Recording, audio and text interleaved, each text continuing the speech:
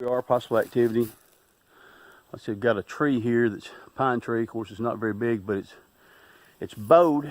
You can see it goes between these two trees right here, goes up, makes the bow, and comes down, which is not unusual in itself, except it's between those two trees. But then also, the last branch right here is in the form of a Y.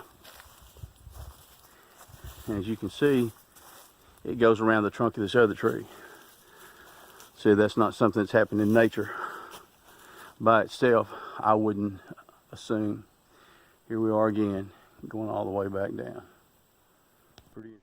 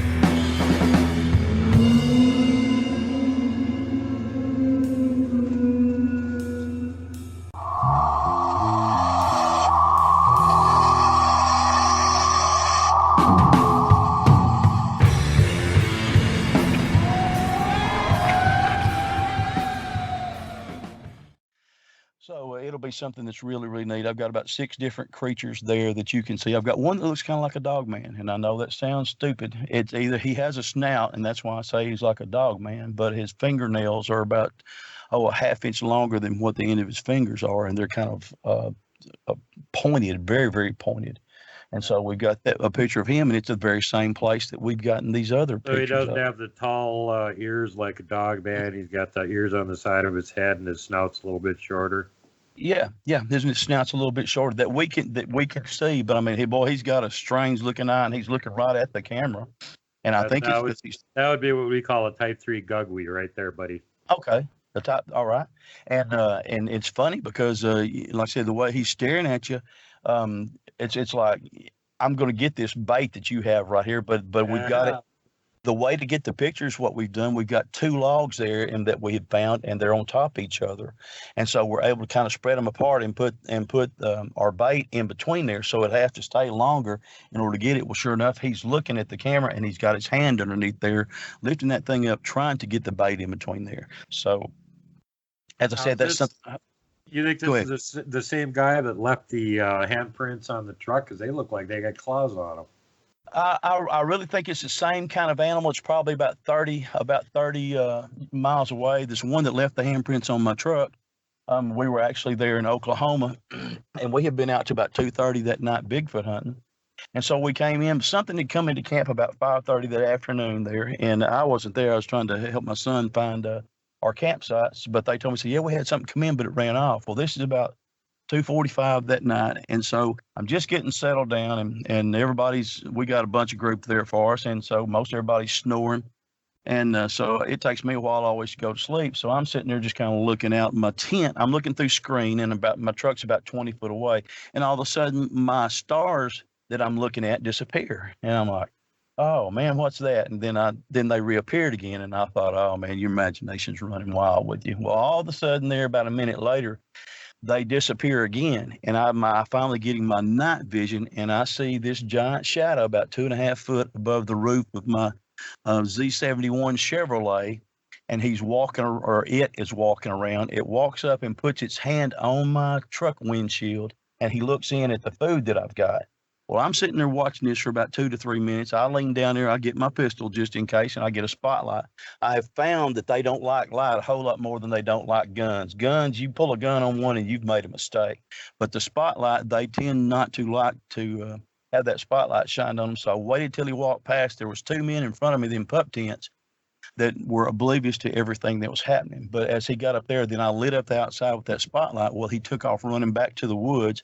Well, whenever he does, he comes back about 5 minutes later. Well, when I had leaned up, my partner Randy Crawford had turned on his recorder. 5 minutes later, this thing's coming back with 2 rocks, and right outside our tent, whack! I mean, he whacks them together. I mean, it wakes everybody up. And then he goes across the river and he starts whooping, just whoop, whoop. And this lasts about 30 minutes. Well, then he quit. So me and my son got up the next morning. I told him what happened. And we went down on the edge of the river, and sure enough, we found 2 tracks where he crossed a log and came into camp. But as you said, the only thing that alerted me that he was there was I heard one little rock tumble, like you said, what that deer did. She, of all the noises, of all the cracking, didn't pay no attention, but I heard one little rock tumble that was a little different, and that made me aware. But anyway, I have sent those. I've showed them to a policeman down here that does fingerprints. He goes, "You've got fingerprints there." And so I've actually sent them to somebody that's very, very good with handprints and footprints, and when they saw the pictures, they sent back 3 little words: "These are great." So I feel very fortunate to have those, and you can see actually dermal ridges on the handprint there, as he's got it on my windshield there. And so I said I found one other track there, there's a baby track there. A lady called me and she says, "You still doing Bigfoot?" And I said, "Yes." And she said, "Well, evidently I've got one in my back pasture." So I said, "Well, do you care if I come?" And she goes, "That's why I called you." So I go out there. The baby's already gone, but I find some ant hills that had been destroyed. And right there in the middle of all that dirt on that ant hill, you can see where he's laid his hand down, splayed his fingers. So you can see the 5 fingers. And you can also, I sent a picture from my buddy Steven's garage where this thing, our carport, had actually come in and placed its hands on Stephen's wife's car, and in the dirt there. It's almost like one of them deals when the kids come up and go, "Wash me." I guess that was Bigfoot's way of saying wash me, because the car was real dusty at the time, but the handprints are just unmistakable. So to have those, you see those things like that. I've got one more handprint I think that you can show that's 14 and a half inches long that I found up around Texarkana, very close to off of Highway 237. And it's 14 and a half. I've got part of I went to cast it and it started raining. It broke, but I've still got one of the fingers casted. And it was very near a place where a deer had been doing a scrape. So I don't know if I found some dirt that had been tossed around. I don't know if he got the scrape or not on that right there. But his thumb, it's very much different. A man showed me one at the Texas Bigfoot conference, and it was very short and squatty. This hand was not short and squat. Like I said, it's 14 inches long, but his thumb is back towards the wrist, almost like an orangutan. Yep. So it's more like as again an ape print than it is otherwise. And the fingers are long. We have one up there from around the Ouachita Mountains. There's a picture there that we have that's one that's again with this group here that I have right now under contract. But it's a baby, very white face, no hair on his face. You can see his hand, but what set off the camera, you can see both of Mama's hands reaching down to pick him up, and the fingers are about 8 inches long. So it's really, really neat. Like I said, to see these creatures, they look like summer sausages. I mean, they're not just these little bitty squatty baby hands. I mean, they've got some hands that they look like baskets on the end of their arms. They're just so big. And but this thumb, what was really weird about it was that thumb, almost like if you go in there, you look like an orangutan hand. And I looked on the internet, and there's one on there that says, "Are these the hands of a wild man?" And these hands are just almost the same as that. The fingers are really, really long, but real far back is the thumb. So hopefully I'll get to find some more there and around there. That's one of the rarest finds that I found. One that I probably treasure the most there, and it gets probably the most reaction from people that go, "Oh my gosh!" And his hand. I found one, but I couldn't cast. A friend of mine named Stephen Duran from Joplin, Missouri came down, and we were fishing, and we found the hand in the track, and the hand was about 14 and the track was about 18.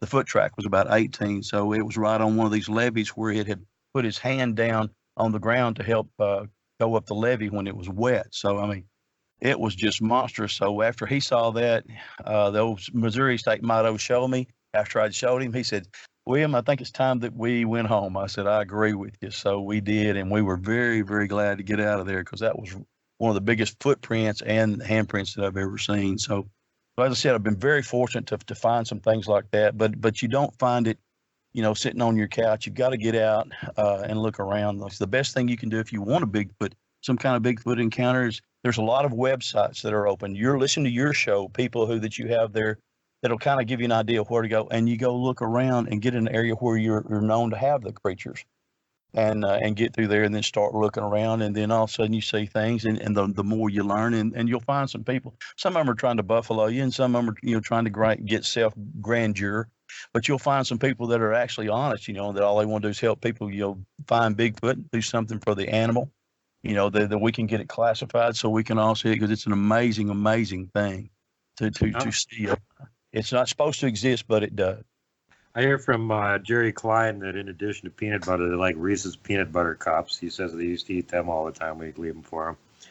And another researcher told me that they actually like crunchy peanut butter better than smooth peanut butter. So you'll have to try that and see if that makes any difference. Well, I can't get Reese's Cups because that's my favorite candy bar, and by the time I get ready to take it to the Bigfoot woods, it's already gone. But I will tell everybody, and I hope my partner doesn't get mad, but we're baiting them in with Snickers bars. And peanuts again. They like the peanuts. Peanuts, exactly right. And we tried to see how smart they were. We were peeling for them at first. Now we're not peeling. We just leave them there. They peeling themselves, and you'll find the papers laying right there below. It's the funniest thing you've ever seen. But I mean, before the hot summer started coming, it started melting. Every night we would get them, that we would leave them there. They would be gone by the next day. Some days we had, the cameras have been tripped. And of course, how Bigfooting is. Some days it's not for whatever reason. And that's a frustrating thing. You've got one come through, you find the tracks, and then you check your camera, and for some reason it just didn't get a picture. But every now and then when it does get the picture, I've seen one on a FLIR camera on January 13th, 2017. And when the infrared from the FLIR hit him, he ran down, he'd thrown a big giant rock at us. And so he ran down to the side of the water and just kind of bowed over like a bodybuilder pose, and then he took back up off the hill. I had the light still on him, and he took off and ran away. But I haven't been able to get as many Bigfoot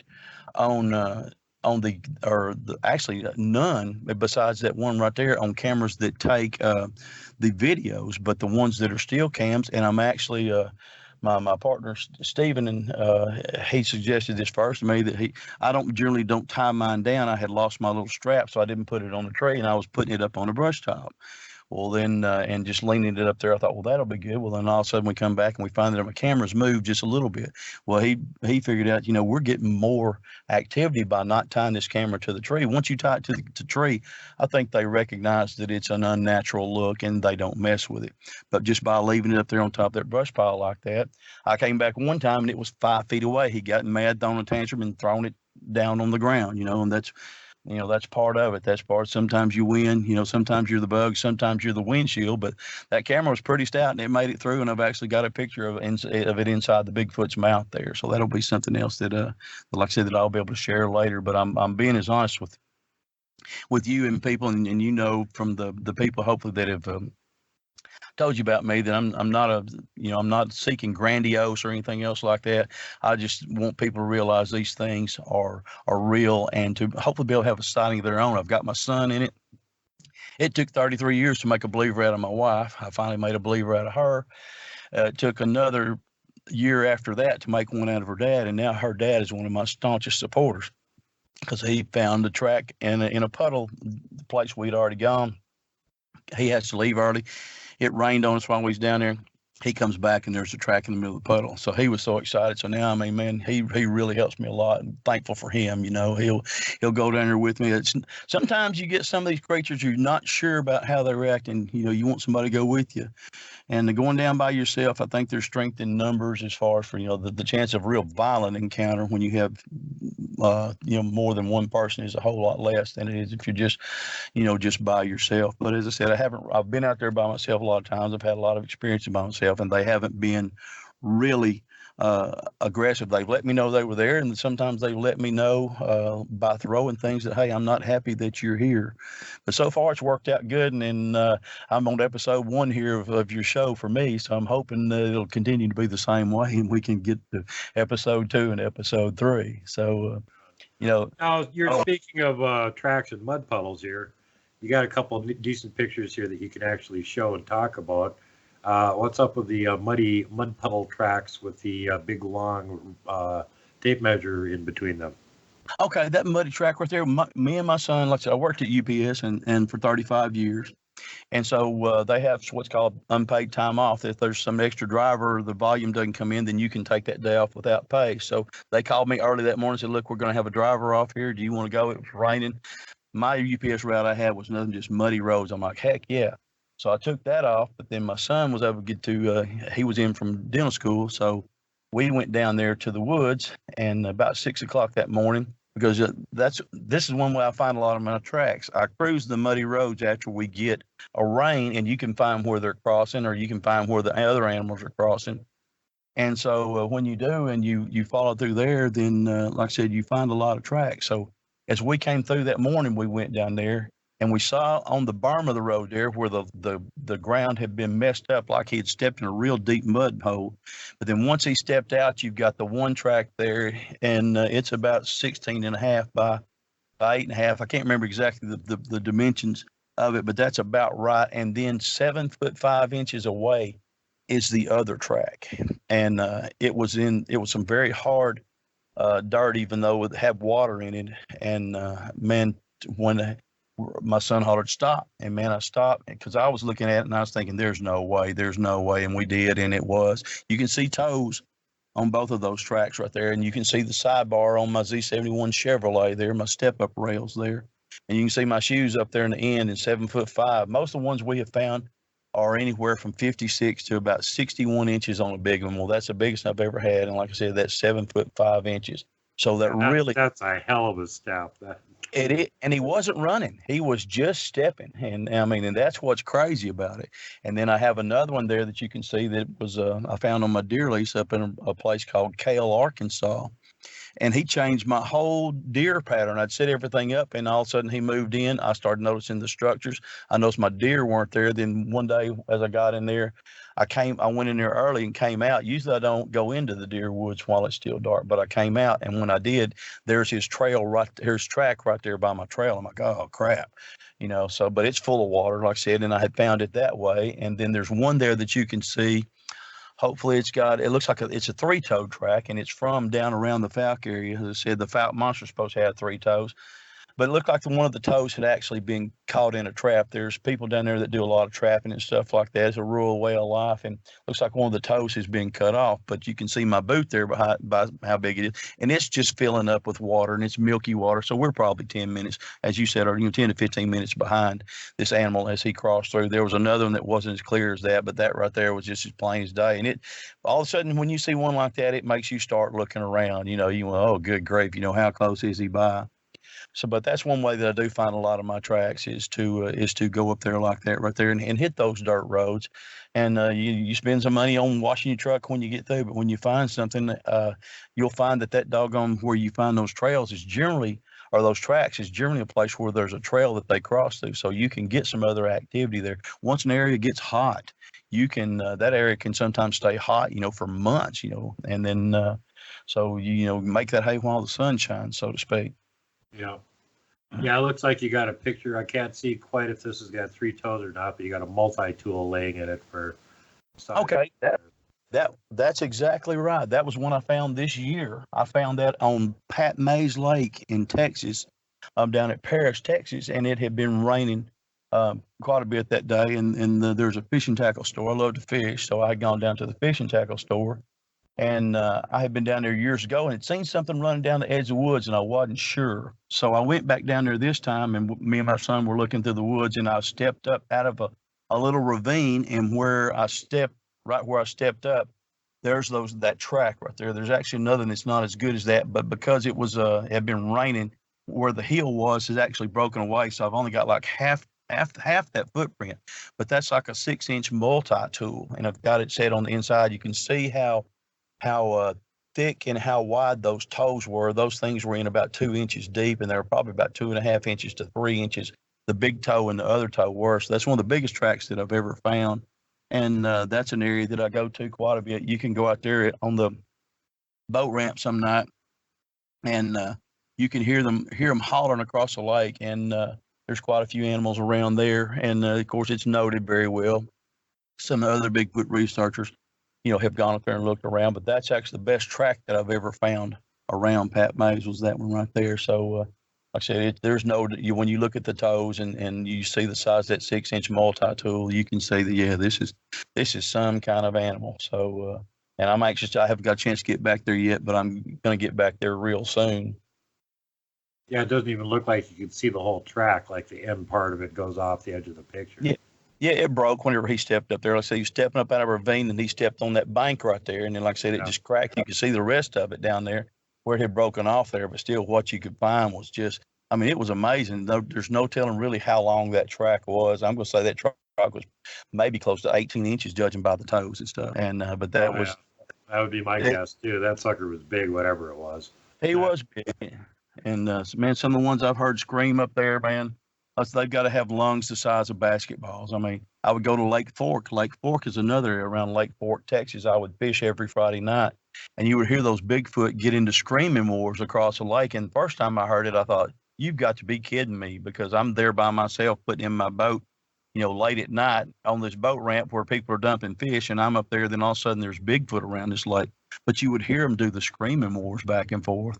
And it would just blow your mind, the volume that they have. Well, then one night I got real windy. I went into this cove to get out of the wind, and I was up there fishing. Well, then one of them came down from off the hill and was walking around up there. And finally, I decided it was to my advantage to go on back into the wind than it was to stay into that pocket right there and see how good he was at as his casting, so to speak. So I went back out, but it's really those areas right there. There's a lot of Bigfoot there around Texas. That's within 90 miles of Dallas right there. So there's a lot more of them, and they are where you find them. There's some of them get real close to the city limits. They're not as scared of people. There's an account right here in Texarkana. There was one that was standing in a lady's flower bed. I thought, man, that's kind of strange, until I found out that the lady was the grandmother of my nephew's best friend. And so, and he was telling me the story about it, and I know this kid's character and I think he knew that I Bigfoot hunted, and he couldn't wait to tell me, and then when I read it on one of the accounts there of one of these websites, I'm like, oh my gosh, so I knew his story was true. Not if only one person is telling the truth out there. You take me away and you take you away. If only one person is telling the truth about their sightings, then there's a creature out there, and that's what's pretty neat. People want to say, oh, man, what about the feet? Well, there's people out there with feet as big as what Bigfoot have. I knew a guy from Nashville, Arkansas. In the 10th grade, he wore a size 24 shoe. And then that's the honest truth. So there's people out there with feet that are that big. So why they can't accept that, but they can't accept this other. Not all Bigfoot feet are or that long. People say, well, but if they got bit by a snake, it wouldn't hurt them. Well, suppose they get bit whenever they're young, when they don't have that kind of immune system. My friend has one that has a track that has a bunion on the inside of his foot. And then I have one that I found down at Sulphur River that had cut its foot on a piece of glass. And so there was a scar in the middle of this footprint that he mashed down in the mud. So that was pretty cool too, so they suffer some of the same casualties as what we do, as people. Yeah. Yeah, I remember hearing about where they found a track where it had been the bottom of the foot had been cut, and you could see where the dermal ridges had actually grown together again, indicating it was real, that it wasn't somebody's fake hoax track, that they had actually put dermal ridges on. But getting back to your pictures, there's another one here that's kind of interesting. You got a couple really deep cookie cutter ones, and one of them's got a nice big old 44 laying next to it for scale. What's the story behind that? Usually use a tape measure, not a 44. Were you a little bit perturbed when that one was? That was it was Easter Sunday, 2014, that I took my wife and my son down there, and my son was going back to dental school, and he'd asked my wife to go, and she'd always say no. Well, finally she says yes. So we're down there, and she's sitting on the back of my truck playing Words with Friends and Angry Birds. And so my son is there, and he's doing his own thing, through the woods, tree knocking, setting out the Slim Jims and stuff like that. So I've started I get a lot of my responses. Most of them from doing a barred owl call. I do a pretty good barred owl call. I worked at UPS 35 years. All I had time to do was work on animal calls, so I did my barred owl call, and it took about 45 minutes to get him to come in. Finally, after about 45 minutes, I get, ooh, like that right there, and then, which is the one that I get the answer most to. And I told my wife, I said, well, there he is. So he starts trying to sneak in on us. Long story short, there he charges us. I throw the spotlight up on him. He hits the ground like a chimpanzee, runs about 30, 40 feet, then stands up, crashes through the brush, crosses the road, and crawls up in a tree for a little bit. Well, man, by then everything goes silent. You've been there. The first sighting I had there, I mean, everything went back. There wasn't nothing that changed like that. This time, it was dead. It was as quiet as the inside of a coffin. And man, my wife is nervous. And so anyway, as he was charging in on us there, when he stopped, and I told her, I said, he's standing right there. Well, I went back the next day. There was time off at UPS. I went back, and I had that 44 pistol. And she wanted to go with me. And I said, no. I said, I believe you were the catalyst, the reason that he was as angry as what he was last night. So I get back there on the edge of the wood line. I see what I'm 100% positive was the animal. I didn't get as good a look at him. But anyway, I walked over there to where I told her he had stopped, and that's the track right there. And you can see it. You can see the toes on it.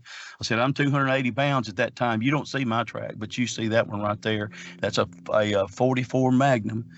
And that's about 2.5 inches deep right there. So I just set it right there because that not only was that my scale, since I forgot my tape measure, that was also my way of protection, just in case he was still as perturbed that day as what he was that night. So, but that shows just the massive size that they have. Most of the prints that we have here, the heels will be about 5 inches, 4 to 5 inches across, and the toes will be about 8.5, something like that. They're almost fan shaped, if and that's most of them, of the ones that are around here. Now, some I find that are long and skinny, and they have the different kind of deals. But I think it's just based on the individual animal. I don't think it's just necessarily that they all are the same way. I think they each, just like people, and the different color of the animals that you see. I think it just depends on the individual animal and the genetics and of how their footprints are. But that's what that one is right there. And I went home and showed that to my wife, and she's like, just what made you think that was a good idea last night to go back out there? And I told her, I said, hey, you said you wanted to see one. And the bad part about it was when she was getting in the car, when I told her, I said, Cindy, I said, remember I told you we got a Bigfoot sneaking in? She said, yeah. I said, well, here he comes. And she goes, well, I don't hear nothing. Well, then all of a sudden she hears him. And I said, it's like an elephant driving a bulldozer through the woods. And she goes, I'm getting in the truck. Well, while she's running to the door, he makes his appearance right there at the edge of the wood line. That's when I threw the light up there. I didn't get to see much, but just a shadow. I didn't get to see the face. I just saw his shadow as he went down, but I knew what it was. I mean, that's what I was up there doing. I was calling Bigfoot. We had December 9th, I'd had 5 Beltone howls or Ohio howls right there, and we had gotten to record one of them there. I just had an old Motorola flip phone there. I didn't have anything good with a good recorder, but my son did. Well, by the time he remembered it, that's the last call that we got. But after hearing that call and her seeing that right there, she was none too happy with me. She goes, and just what was you going to do? I said, I'm not going to let you die. Well, what if he kills you first? And I said, well, that's not necessarily something that I thought about. But she told me, she said, if you hear this car that night, she said, if you hear this truck starting up, she said, y'all better dive into the back because I'm gone. And I said, Cindy, you're going to leave me and your only son here? She goes, I'll have more kids. She said, you better listen to me. If this truck starts, you better jump. And she meant business too. She was not faking, I promise you. But so that's what the story is on that track right there. And that's one that's kind of gives you an idea of just how big. That's about 16 by, he was a little bit wider, about 8.5 inches. And I had to measure it with some sticks that I had there, and then put the sticks and then break them off and then bring them back to the house and measure them that way. So that's why my measurements aren't more exact, but sometimes you just got to use what you've got. A lot of times a dollar bill, some of the things I'll use, dollar bill is about 6 inches if you don't have anything for scale. And then sometimes I'll use my Mountain Dew bottle. I'll take a Mountain Dew or Coca-Cola or whatever kind of soft drink I have or water in place there, then measure it whenever I get back, if I don't have something for scale. Right, known object. Well, last picture we got to go over here, and we are like running out of time. You got a picture of a log up in a tree that was apparently hurled at you. This was the strangest that I've ever had. There was a family of 3, that, according to the tracks that we had there. There was looked to be a big male. There was a female. And at first there was just them 2. Then after that we found juvenile tracks. We figured she had, been through her gestation period and had a baby. So they tolerate us for 6 to 8 months. in this patch of woods. We could go through there. We could look around. Sometimes they would walk around and they would knock real lightly on trees as though to tell the other ones where we were, but they never were aggressive. And we would sometimes play tricks on them. We would just hide behind the tree, and then, boy, all of a sudden the knocks would get real frantic, and a lot louder. Then when we appeared again, then they would get back to the regular calmness. So we would do that, and so this day, as we're going, the knocks are a whole lot more aggressive, and we had found a track, and I had actually showed it to a footprint man is some of the tracks I had, and he said, "This doesn't appear to be from the same tribe." And I said, "No." I said, "I didn't think so either. It's much bigger, it's much heavier." And I said, "He's moved in on this other territory, and these things became aggressive with us." Well, anyway, so as we're down there, and I've got my phone out, and I'm trying to catch this Bigfoot. I knew where his lair was, and I was trying to catch him before we went in there. He had been throwing handfuls of white oak acorns. There's a lot of white oak acorns. Any rock he would find would land within 5 feet of me, and bounce around. Well, as I'm getting up there close to the place of his lair, I hear him over crashing around the brush, and I'm like, I'm fixing to get you. So I've got my phone out. Like I said, it's a Motorola flip phone. I've got it ready to take a picture. I figure I'm going to get him, and all of a sudden I hear, and it was almost like a helicopter blade, and then it's crashing through the limbs, and I look up, and here comes that 8-foot limb being thrown at me. And if you look good on that picture, you can see the little vines. Well, it had a little end of it that was hanging out, and thank goodness it hung those vines, and then it just went to bungeeing in front of me, just boing, boing, boing, and I waited till it quit, and I already had my phone out, and I took a picture of it. And so that was his attempt right there to get me out of there, and that's really the only time I ever let one run me out of the woods. But he was so aggressive, and I think it was probably because that other male had moved in on him. He was so aggressive, he wanted me out of there, and I wasn't willing to risk, staying any more than that. So that's how that I got a picture right there of that log right there. I've got another friend that just had a big old log thrown at him while he was canoeing. He got too close, but if they want you out of there, they're going to have ways to let you know besides growling. And when you see an 8-foot limb come through, there's like that right there. It's probably time to get your boots headed out of them woods before he decides to hit them there for you, and not necessarily with your feet inside them. So that's what. Episode 32, Sunny out there by herself got hit in the shoulder by one, got her shoulder broken. Really? Yep. Yeah, I didn't hear that one. I'll have to go back into episode 32. I'm not sure she even talked about it on air. I was pretty angry at her for going out there and taking stupid chances, even though she was armed. But they weren't happy about her being out there. No, that's because you're armed, you can't mistake that for Dutch courage. Just because you're armed, they're not afraid of that rifle. They're not afraid of, as I said, they're more afraid of light. The ones I've seen are like light a whole lot less than somebody that's out there carrying a gun. There's been a lot of hunters that have seen them.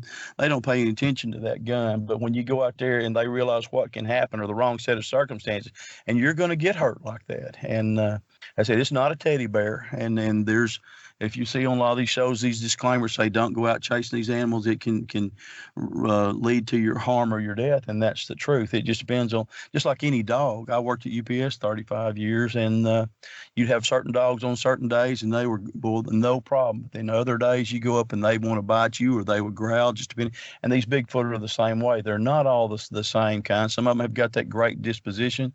I think they recognize the kinship they have with humans, whatever that is right there. And so they're very tolerant, but then you've got some that just don't care. And when they want you out of there, they're going to make sure that you get out of there. And so the stories are there. The people are not lying. They're telling the truth. I've had the people I've interviewed, and they say, man, these things happen all the time. And I just dismissed it as, people being crazy. I'm not dismissing it no more, And so when you hear that coming from somebody who's been a veteran, somebody who's been a policeman, somebody who's been a farmer who's used to, and they see these things all of a sudden for the first time, and they realize, hey, this is a real phenomenon. And that's what really makes it cool, is that you can go out and sometimes have an encounter with these creatures, and sometimes it's accidental and sometimes it's not, but it's always something right there to be respected and to be it's to be revered when you're out there. But if you'll get someone that knows what they're doing, As I said, sometimes some of these research groups will help you. Sometimes they're not very good at all, but you can find them or find you. Most of these Bigfoot people I know are great people. Man, I met some great people this weekend at Honolulu, Oklahoma. They're willing to talk to you. They're willing to tell you about the experiences that they had. They're willing to tell you things that will help you get a sighting, things to do, things not to do, what kind of equipment you need, and on and on and on. So it's really a great thing to get involved in this hobby, and it's something that I hope to do until the day I die. Yep, it's a lots of fun, and like I always say, safety first, last, and always, and don't hug the Wookiee. And that's exactly right. If he wants to do some hugging, he'll initiate it, not you. That's for sure. I don't push him. I don't chase him. Like what some people will do. I will follow, but as far as actual chasing, I don't think that's a good idea because there's too many intangibles. Just even from territory, I've had them get angry with me or display or posture towards me or start throwing things just about territory. Much less you can imagine if you had a juvenile in there or something like that, things can go wrong in a hurry. But it's really cool. We do a lot of game camera work, and a lot of the game camera stuff can actually do some of your hunting for you while you're sitting home watching Bigfoot shows on TV. It's actually taking you some camera pictures there that if you get lucky enough to get a picture or something other like that. And so that's always real neat. Or then you'll get deer, you'll get different things. We actually have on one of our cameras there that we found this year what looks to be some kind of relative of a thylacine, which used to be the old Tasmanian tiger. I'm not kidding with you. We looked at that. It's just not quite clear enough to blow up and say, yes, it is. It's probably just a chupacabra. Well, I tell you what, the chupacabra is one. I have a friend who was a veterinarian who did an autopsy on a dog that was killed down here, supposedly by a chupacabra. And we had a big laugh about it at first, but he told me, he said, well, let me tell you what. He said, I've never seen such precision in the way that an animal has been killed as far as the tongue had been taken out. And the way it was killed, he said there wasn't a drop of blood in the thing's body. So, we sit there, and that's one right there that I haven't spent much. I've read about it, and I've watched the TV shows, but as far as for looking at it, I haven't. But as far as for me saying that there ain't no such a thing, that's what I was saying at the same time I had my first Bigfoot sighting in 1977. So now I just say, if so, I just haven't experienced it, and if he's violent, I don't want to. Yeah. Rule of thumb from my book here is if you've seen some kind of a cryptid or something like that, after that, never, ever, ever say, well, that's real, but this can't be real. Because damn it, the universe is going to slap you upside the face and show you that thing that you say cannot be real. And I've made that mistake twice. So I never, ever say that can't be real anymore because I don't want to see that. And the Lord has ways of bringing you back down to earth. You think you've climbed that ladder. He has ways of bringing you back down to earth that gets your attention in ways that you never even think of. And I had one lady there that I was kidding with her one day, and I was very hot, and I had stopped in this store, and she goes, "Man, you're a mess." I said, "I know it." And I said, "I'm so hungry I could eat a werewolf hair and all." And she goes, "Well, then you need to come down to my house. You might get your wish, but be careful what you wish for." Well, long story short, she was telling me what the story was. She said, this thing looks like a werewolf. And I said, a werewolf? She said, well, maybe not a werewolf, but the creature like it is in Fouke. But most people that I find that I've interviewed and talked to said this thing looks like a giant ape. The fact that she mentioned werewolf first, that kind of threw me off as far as, the quote dog man and all that other stuff like that. Now, like I said, I don't know for sure that I've seen him. I know I've heard some strange things down there. I've heard a call one time that was just like American Werewolf in London. And I guarantee you, I was probably 51, 52 years old. I nearly wet my pants because it was whatever that thing was. He wanted me to know he wasn't happy and wanted me out of there. And I obliged because it was a canine type call. So I'm like you. I don't say there's no such thing because, we don't have the universe all figured out. Look at all the animals they found. This is one thing I found for research in my book. I thought, well, how many new species do they find every year? I thought, well, they might find 200 or 300, something like that. The most, actually, I thought it'd be like 30 or 40. The real answer is they find over 15,000 new species every year, whether it's plant or animals or stuff, but stuff that's being newly discovered that people said, there's no such thing. And when you think about that number, that's just incredible. You know, Well, granted, a lot of it is bugs and smaller animals and stuff too, but they're still sure. finding large animals.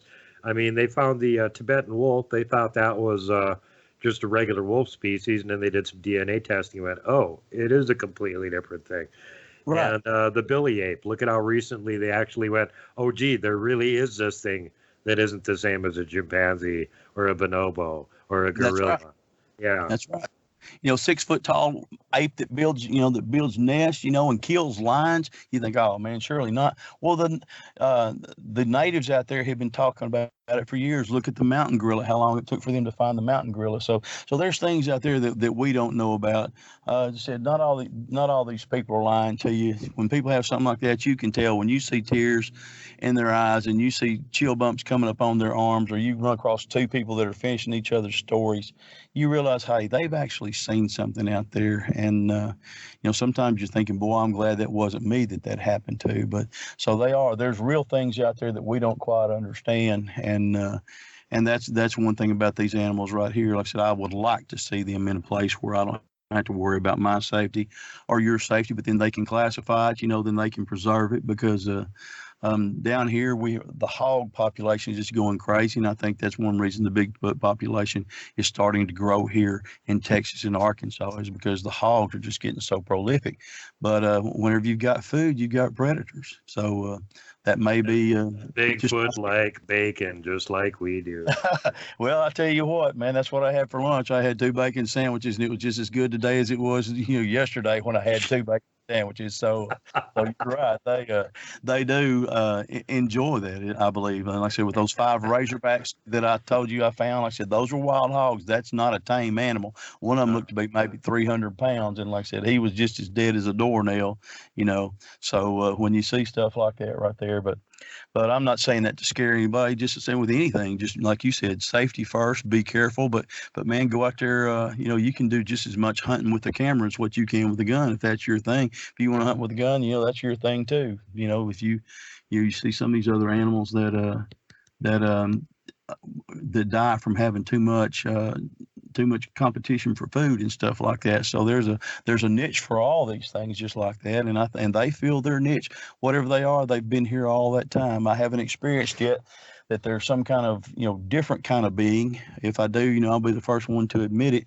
But what I've experienced so far is a flesh and blood animal, but it's very flesh and blood animal. He leaves real tracks. He leaves real hair. He smells like something you've never smelled before. I had one man tell me, I'm sorry, that he said it smelled like a skunk that's been eating raw eggs walking through sewage. And I thought, boy, that's about right, because if you smelled it, it's something you'll never forget. I'd often told my wife, said, Cindy, you can face it. You can fake everything but the smell. Well, that night one jumped into the river and crossed the river on us and went over there and started stinking us out. She realized right then because she started getting queasy. My buddy's wife started dry heaving. I went to go help her, get her to the car, and my eyes started watering like I was peeling onions, and I wasn't scared. I knew I had to be, brave for everybody else, but my eyes were watering, like nobody's business, So like I said, when these things, that's one of their defense mechanisms, I think, when they can stink you out. Or hear people talk about the smell. I think it's something they can control at times, and it's a way to, instead of them having to come in and kill you, say, hey, this is very unpleasant for you. You don't want to smell it. And it's their way, like a skunk does, saying, hey, things are fixing to get a whole lot more amped up than they are if you don't pay attention to this. So that's another one of those things that we hear with Bigfoot. Like I said, that's a real thing, but you can't fake it. But they don't always give that smell off. That night that I saw at 20 feet, they're putting his hand on my windshield. Never smelled him a lick. Neither did the guys that were right there. But I heard the one rock tumble, and that's what made me aware that there was probably something out there. And sure enough, I was fortunate enough to be able to see that creature. So man, it's a wonderful deal. If you want to be a researcher, read everything you can. Like I said, watch the different TV shows, even though some of them may be stupid. What you would consider stupid or out of the ordinary, there always may be one trick that you can learn that might help you get that next sighting. So don't, automatically dismiss somebody, Yeah. I've seen some people on TV that some of their stuff was questionable, but then at the end you see some of the stuff that they have. Like I said, some of them structures that are 2 or 3 thousand miles away, and they're the very same ones you got out here in your woods. So that there's things like that right there. It's just the I hope that they find it in my lifetime, and I believe that we would have had a picture of one this year, but a guy came in down there on our area with a bulldozer, and he bulldozed a fire lane around our area, and when he did, it changed the way that the animals were coming into our baiting area, our feeding area, where we're getting the pictures coming out of the woods, and so it wasn't real happy with the way that happened. But as good fortune sometimes goes, I think that's the reason we got the picture of the mama with the baby on her shoulder, because she was coming in a different way than what she would have probably coming in otherwise. So you kind of take lemons and make lemonade, but I tell you what, it's really a thing that it's growing. There's more and more researchers out there. Researchers are getting better, and they have an appreciation for the animal. And there's a lot of Bigfoot conferences out there that you can go and you can hear some people. You're not going to agree with everything they say. I certainly don't, and I'm sure that a lot of people aren't going to agree with everything I say right here. But on that case right there, like I said, you've got some people, and I'm one of them that's willing to tell you the truth about what's happened. And it's not that I'm an expert, because there's not none. It's just I've been fortunate enough to be in the right place at the right time, and preparation meets opportunity, putting yourself in the right place at the right time. So to see these things, and then this year just happened to find the right area that had that number of creatures in there. This year I may not see anything, but I'm still going to be out there looking. It's still just as exciting as it is when you go out there, and because you never know what's around the corner, whenever you get through. So, and in that case right there, as I said, hopefully I'll be doing it. I hope that just don't have it written on my tombstone. It said, "Here lies Will, bravest man in the whole dang cemetery, killed by Bigfoot." That's not what I want to have, but I want to be recognized as a guy who helped, to bring this about and help some people have some good times, and to recognize this is a real creature and bring about the fact that they can be protected, and that they are something that's really I call it the eighth wonder of the world, because it is. It's not supposed to exist, but it does. And as tall as it is, how it can hide is just beyond belief. But they can do it. They just they have their own nature took care of them. I think they have a heightened sense of their senses that we as people don't have. Therefore, it allows them to be more aware. They have certain ways, as I said, about the smell. They also have infrasound, like what an elephant or a lion has, that they can communicate, and other animals of their species, and sometimes even people. It can make people sick, or it can affect people different ways. So they have ways of doing that. So nature was good to them in the way that the way it's allowed them to adapt, so that they don't get killed off. You can read several times about Bigfoot wars there in California and Oklahoma, and it generally didn't end well for the Bigfoot. So they have got that heightened sense of awareness, and all these hunters that say, well, I've been in these woods all my life and I ain't never seen nothing. Well, I ask them, I say, well, you ever seen a 12-point buck while you're on the stand? Well, no. Well, I guess by your definition, then they don't exist because you've never seen one, or around here we got a lot of rattlesnakes. How many people have never seen a rattlesnake? Actually, you ever seen a rattlesnake on your way to your stand?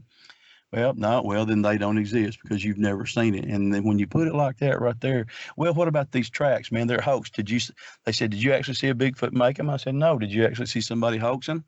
And then they're like, well, no, then why not? So Yeah. we can't, we've got to stand up for the standard that we have, that we give them the benefit of the doubt, and they can give us the same way. I'm not, most of us guys aren't out there to hoax anybody. Like I said, the reward is what you get to see and what you get to experience. It's not about the money or anything else like that, So I'm going to be. What money? Exactly. Wait, there's money? No, there isn't any money. There is no reward. Man, I have talked to people that do this, and some of the guys that you see on TV. They say, "Man, we're not millionaires. We're barely making enough to fly to our next Bigfoot conference." But the whole thing comes from the reward of them getting to meet the people and see the things, and have the kind of experiences that they have. So, like you said, what money? Yeah. I agree with you right there. But that's not what the reward of looking for Bigfoot's all about. I guarantee you. No, and that's that's another thing that you should think of when you're going through this and you're going in the back of your mind. Oh, these people are all imagining things. They're all hoaxing and stuff. Other than the few weirdos in the crowd that just like to get your goat to hoax you because like maybe you call them a hillbilly, so they want to get one over on you or something. Other Right. than that, if there's no money trail, why are they hoaxing? Why would they make some, $50,000 Bigfoot suit to run around the woods and get a little piece of video that they're going to put out that 5,000 people are going to look at and nobody cares? They're just not going to do it. That's right. I've got a guy there that not too long ago they came out with this movie Boggy Creek Monster, which I'm fortunate enough to be in. But this guy had heard about it, and he goes, "I hear they're making a new about monster movie," and he said, "Yeah." He said, "Well, I've got a buddy that's got some wooden footprints that's he's going around, and he's got a game cam, and all the people that see it, he's taking their picture, and he's going to put it on a bulletin board about the time that this movie comes out and show everybody that they're hoaxing." And so I pulled out and I said, "Prints like this," and he goes, "That doesn't look like his prints." I said, "That's because it's not. I found that about 3 miles into the woods." He said, "Well, I'll bet you within a year your picture will be on his bulletin board." And I said, "I'll bet you it won't." So I pulled out $100 bill. Rarely do I ever have $100 bill. I just happened to be lucky that day. And I pulled it out, and like I said, it was so new that Benjamin Franklin's hair was still combed, man. And I said, "Let's see your 5 raggedy 20." So he pulls them out. We make a bet. In the year, my picture still ain't on the bulletin board, but the worst thing about it is I hadn't collected my $100 from him yet either. So that faking that the people are doing, like I said, he's having to eat a little bit of crow, which gives me a certain amount of satisfaction too. I'll kid with him every now and then. "Where's my picture?" He said, "Don't give up yet." He said, "I'm gonna have it. When I do, I'll show you." No, you're not going to, because not everybody's out there hoaxing. They take such ridicule. Man, I took such ridicule from people. I quit talking to people. I'll take some for, you and I will take some on this program, but it's not about that. Why will they put themselves out there, reputable people, who are professionals, who tell you that these stories of these things so that people can make fun of them and so that they can laugh at them, and so that they can be put down and denigrated. It's not something that's a lot of fun.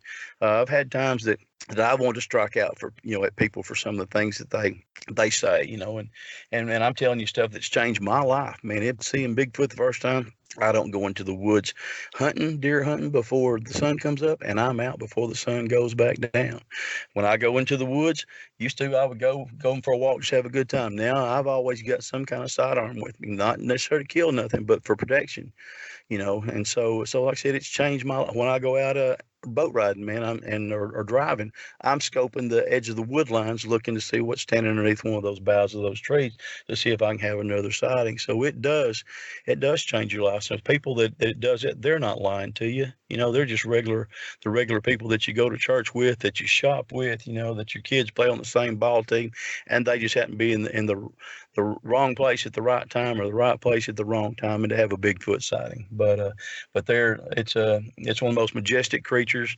The speed that they move with, the grace that they move with is just incredible. And to be an animal that big and see what they can do. The night that the one chased after my wife and son and I, we were trying to catch him on a spotlight so my wife could finally see him. And she goes, "You're behind him, you're behind him, you're behind him." Man, I was doing my best to try to catch up with that sucker, but he was getting with it. So we didn't get a chance for her to see it because they're just so incredibly fast, and they move with such grace and speed.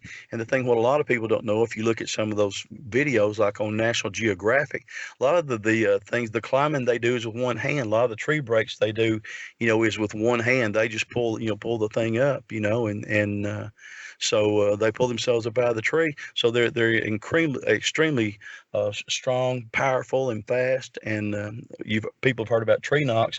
You will look at some of these films, and you'll see the thing runs by and it kicks the tree, rather than hitting it with a stick. Or sometimes they think with those big old basket-shaped hands that they clap their hands together. Well, that makes a lot of sense to me. There's not always a stick available, for them to knock on a tree.